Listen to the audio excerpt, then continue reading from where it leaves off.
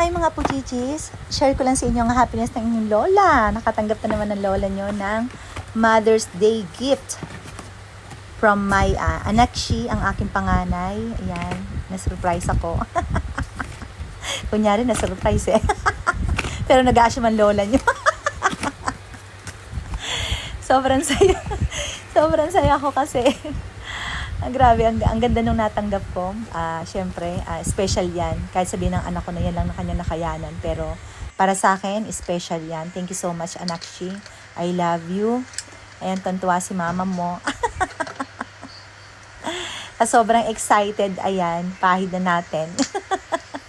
Tingnan nyo guys kung bagay sa akin. Pero, totoo lang guys, no? Ang ganda niya.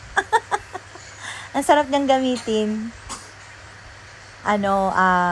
Matagal siya bago mabura. Kasi isang beses lang ako nagpahid niyan hanggang sa ilang oras na ako ng trabaho.